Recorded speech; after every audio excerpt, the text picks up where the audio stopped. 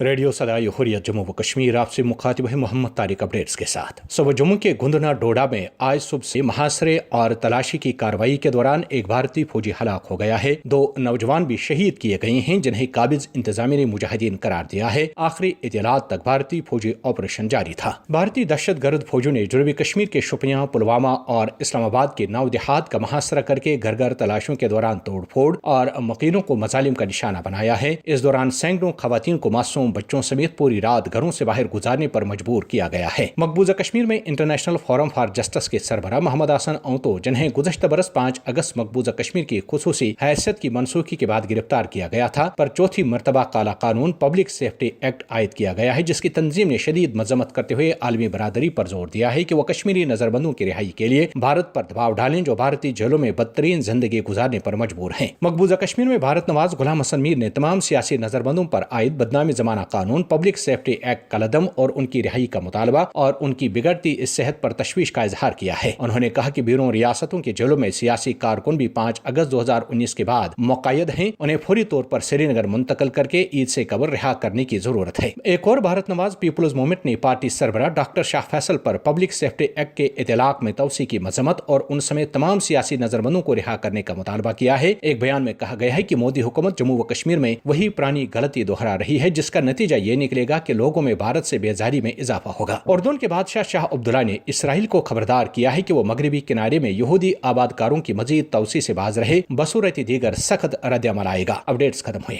भारतीय हुकूमत के गुज़श्ता साल 5 अगस्त के गैर जमहूरी और यकतरफा इकदाम के बाद जिस तरह मकबूजा कश्मीर का फौजी मासरा और जबरी लॉकडाउन करके बाशिंदगान कश्मीर को अमलन बंदूक की नोक पर अपने ही घरों में यरगमाल बना दिया गया, उससे मकबूजा कश्मीर में एक इंसानी अलमिया जन्म ले चुका है। कश्मीरियों को खुर्दो नोश की शदीद किल्लत का सामना है, जबकि भारत की काबिज फौज पूरी तरह से बेलगाम और बेकाबू हो चुकी है। और भारत की ये दरिंदा सिफत फौज मकबूजा कश्मीर में काबू में रहे भी कैसे, जब इस काबिज फौज को कश्मीर में भेजने से कबल ही ये हिदायत दी गई हो कि कश्मीरियों को कत्लो गारतगिरी का निशाना बनाकर कश्मीरियों की सरजमीन पर भारत का जबरी कब्जा बरकरार रखना है। दूसरी तरफ भारत का कौमी मीडिया भी कश्मीरियों को देशद्रोही और दुश्मन मुल्क के एजेंट के तौर पर पेश करके मकबूजा कश्मीर में भारत की काबिज अफवाज की कत्लो गारतगिरी और कश्मीरियों से इंतहाई हद तक आमेज सलूक को कौमी मुफाद की कार्रवाई करार दे रहा है। लेकिन भारतीय काबिज अफवाज की इंसानियत सोच कार्रवाइयों के बावजूद मकबूजा कश्मीर की कशीदा सूरत हाल भारत के काबू में नहीं आ रही, बल्कि हर गुजरते दिन के साथ कश्मीर में हालात भारत के खिलाफ हो रहे हैं। कश्मीरी अपने अंजाम से बेपरवाह होकर न सिर्फ भारत मुखालिफ एहतिजाजी मुजाहिरों में जोश, जज्बे और वलवले से शरीक हो रहे हैं, बल्कि अब कश्मीरी अपने वतन की आज़ादी के लिए किसी भी इंतहा को जाने के लिए तैयार हो चुके हैं।